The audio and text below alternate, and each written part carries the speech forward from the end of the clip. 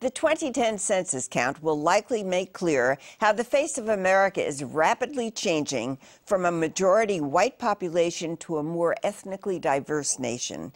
KPBS reporter Dwayne Brown shows us why the census is important for San Diego County. The face of San Diego County has been rapidly changing over the past 10 years. That change is most evident in urban areas like City Heights in the central part of San Diego and suburban neighborhoods like National City in the South Bay. The population in these areas is mostly people of color. Census data finds minorities make up half of San Diego's 3 million people. Latinos are the fastest growing population, followed by Asians. You'll find the largest concentration of both groups in National City.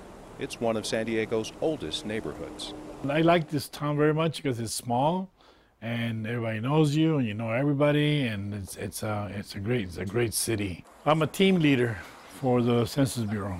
Natividad is also the father of 3 girls and several grandchildren. He says over the past 39 years, he's seen quite a bit of change in National City.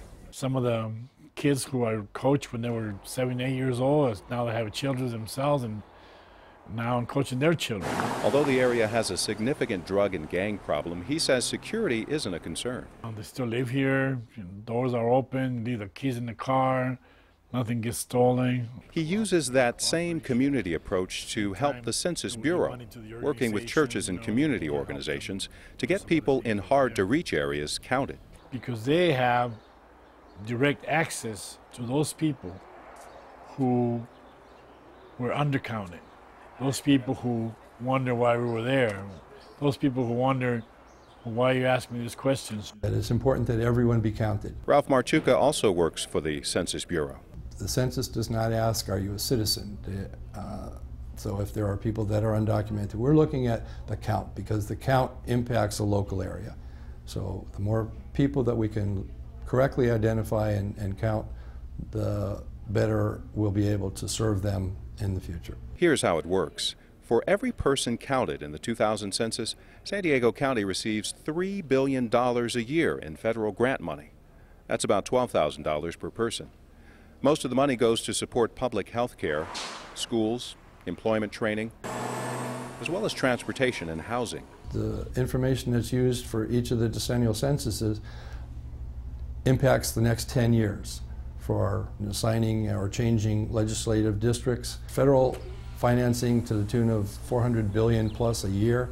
Despite more resources and better planning, the census missed an estimated 16 million people and double counted 17 million in the U.S. in 2000. And minority communities were disproportionately undercounted. That's what motivated Natividad to work for the Census Bureau. So you had 2 different kinds of people. It wasn't just minority people or people who were undercounted before. It was people, the affluent community, who felt, well, I don't want to do this for the government. So far, 70% of the households in San Diego County have turned in their census forms, including Natividad. But it didn't stop a census taker from knocking on his door.